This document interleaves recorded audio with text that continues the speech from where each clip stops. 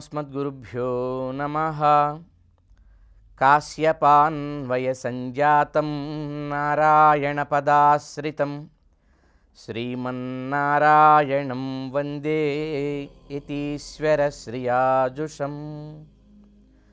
आपदामपहर्तारं दातारं सर्वसम्पदां लोकाभिरामं श्रीरामं भूयो भूयो नमाम्यहम्। मनोजवं मारुततुल्यवेगं जितेन्द्रियं बुद्धिमतां वरिष्ठं वातात्मजं वानरयूथमुख्यं శ్రీరామదూతం శిరసా నమామి.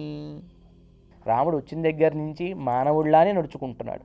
ఆంజనేయ స్వామి కంటి ముందు కనబడేటట్టు ఆయన చేసింది మహా అయితే 7 తాడి చెట్లను భేదించడం, దుందుభికాయాన్ని తన్నటం, ఒక బాణంతో వారిని సంహరించడం. ఈ 3 కార్యాలు తప్ప లోకాలని కావాలంటే నాశనం చేసి, అంటే ప్రళయం చేసి తిరిగి మళ్ళీ సృష్టించడం అంటే ఇవి ఎవరు చేయగలరండి?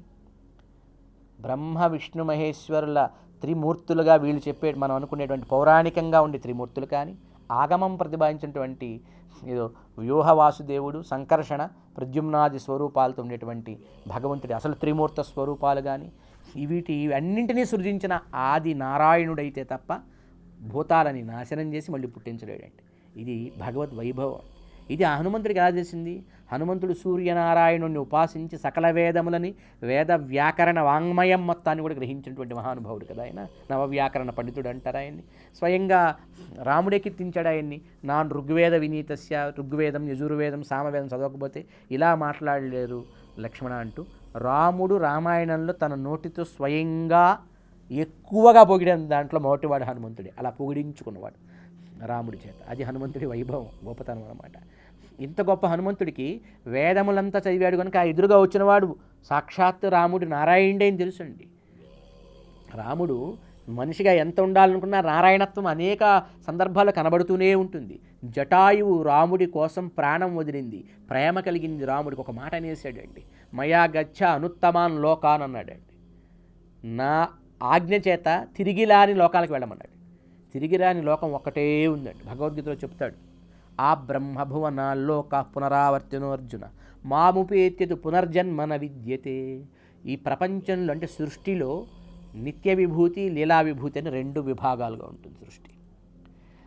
లీలా విభూతి అంటే మారుతూ ఉంటుంది అనమాట. ఈ ప్రకృతి చక్రం సృష్టి. నిత్య విభూతి ఎప్పటికీ మారదు, త్రిపాద్ విభూతి అంటారు. దాన్నే వైకుంఠమని, దాన్ని పరమపదమని అంటారనమాట. దివ్య సూర్యులు అనేటువంటి వాళ్ళు తద్విష్ణో పరమం పదం సదా పశ్యంతి సూరయ దివీవ చక్షురాదతం అని వేదం కీర్తిస్తుంది కదా. అట్లా దివ్య సూర్యుల చేత కీర్తించబడేటువంటి త్రిపాద్ విభూతి అయిన వైకుంఠం నిత్య విభూతి.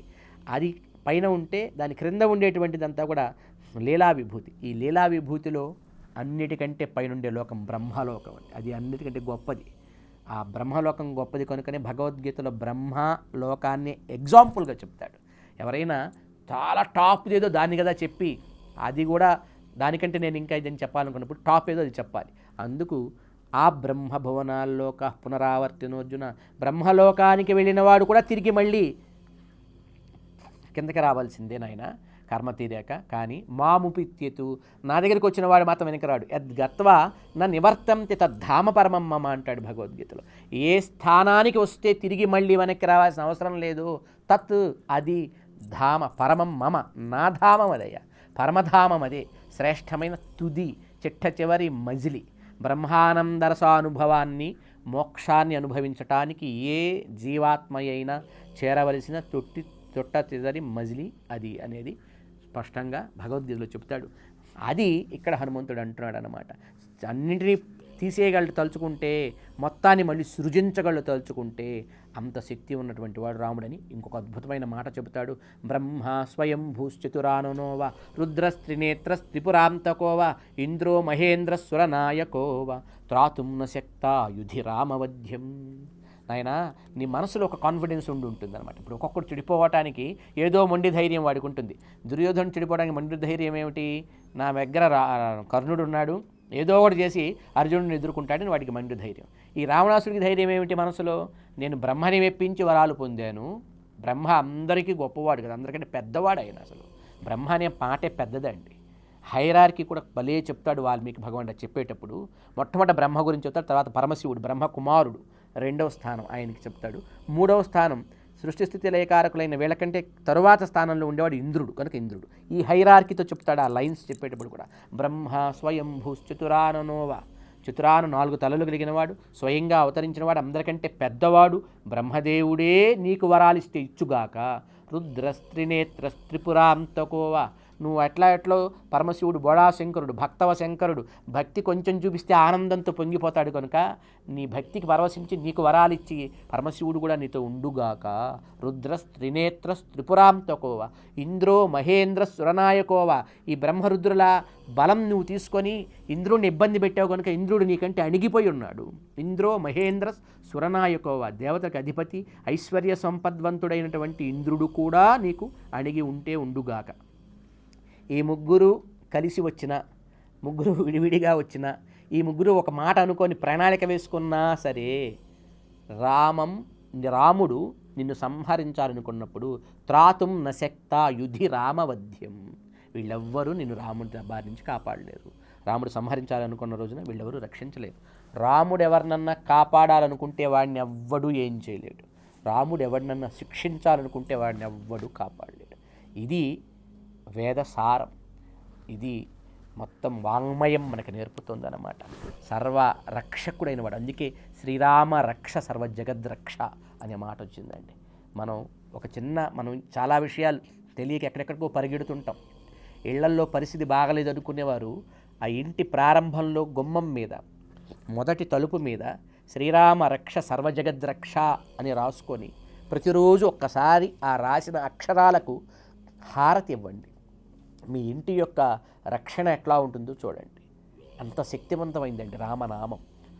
రాముడి యొక్క రక్ష అంత శక్తివంతమైందన్నమాట. ఇది చెప్పాడు. చెప్పిన తరువాత ఇది 51వ సర్గలో రామచంద్రమూర్తి వైభవాన్ని చెప్పి, నువ్వు బాగా బ్రతకాలనుకుంటే రాముడికి శతమ్మనివ్వు, లేదు నాశనం అవుదాం అనుకుంటే ఇంకా నీ కర్మ అంటూ హనుమంతుడు రామచంద్రుడి వైభవాన్ని 51వ సర్గలో చెప్పిన వెంటనే అండి 52వ సర్గ మొదటి శ్లోకంలో వాల్మీకి భగవానుడు ఒక అద్భుత ప్రయోగం చేశాడండి. తస్య తద్వచనం శ్రుత్వా వానరస్య మహాత్మనః, మహాత్మ అనే శబ్దం ప్రయోగం చేస్తాడు ఆంజనేయ స్వామికి. మనం మొదట్లో చెప్పుకున్నాం, ఏ శబ్దాలని ఊరికే ప్రయోగించలేదు, వాళ్ళ గుణాలకు తగ్గట్టే. ఆ రావణాసుడి గురించి చెబుతూ శ్మశాన చైత్య ప్రతిమోయవ అంటాడు. వాడు చాలా భూషణాలు పెట్టుకున్నాడు, అబ్బో చాలా హంగు ఆర్భాటం ఐశ్వర్యంతో ఉన్నప్పటికీ శ్మశానంలో పెట్టిన దిష్టి బొమ్మ ఎట్లా ఉంటుందో అట్లా ఉన్నాడు వాడు. మాష రాశి ప్రతీకాశం, మినుములు కుప్పబోస్తే అవి ఎలా ఉంటాయో అట్లా ఉన్నాడు. అంటే గుణప్రధానం కదా మనుషులంతా. ఆ గుణాలన్నింటినీ ఎవరికి ఏ శబ్ద ప్రయోగం చేయాలో అది చెప్తాడు వాల్మీకి భగవానుడు. ఇక్కడ హనుమంతుడిని అంటాడు మహాత్మా అంటాడు. అయితే ఎందుకు మహాత్మా అన్నాడు ఇప్పుడు హనుమంతుడిని వెంటనే అంటే భగవద్గీత చదవాలి. మనం ఇంతకుముందు అనుకున్నాం కదా, భగవద్గీత లక్షణ గ్రంథం అండి. భగవద్గీత పెట్టుకొని రామాయణం చదవండి, రామాయణం కరెక్ట్గా అర్థమవుతుంది. భగవద్గీతను పక్కన పెట్టుకొని భారతం చదవండి, భారతం కరెక్ట్గా అర్థమవుతుంది. భగవద్గీతను పక్కన పెట్టుకొని భాగవతం చదవండి, ఖచ్చితంగా భాగవతం ఏముందో అర్థమవుతుంది. ఎప్పుడైతే రామకార్యం కోసం బయలుదేరాడో హనుమంతుడు, సూర్యుడు వేడిగా ఉండటం తగ్గించుకున్నాడు. వాయువేమో రామకార్యాన్ని సిద్ధించడం కోసం అని చెప్పని శిశియవేచ వాయు రామకార్యార్థ సిద్ధయ్యే అని ఇతడికి అనుకూలంగా వీచింది. ఇక్కడ అగ్నిమో తన ధర్మాన్ని పక్కన పెట్టి చల్లగా అయ్యింది. అంటే రామ ప్రభావం ఆశ్చర్యమని హనుమంతుడు అనుకుంటాడండి. ఇప్పుడు ఎంత ఆశ్చర్యం కాకపోతే సముద్రంలో కొండ బయటకు వచ్చి నీకు హెల్ప్ చేస్తానంటావేంటి? మనం నిజంగా రామకార్యంలో గనక ఉంటే, రామసేవగా బ్రతుకుతూ ఉంటే ప్రకృతి అంతా మనకు అనుకూలమవుతుందండి. అందుకే ఏ రకమైన ఆర్థికంగానో లేకపోతే హార్దికంగానో ఏ రకమైన పీడలతో గ్రహబాధలతో ఎలా ఉన్నా సరే రామాయణ పారాయణ ఏ ఇంట్లో జరుగుతుందో అక్కడ అవన్నీ పటాపంచలు అవుతాయి. For more videos like this, subscribe Big TV channel.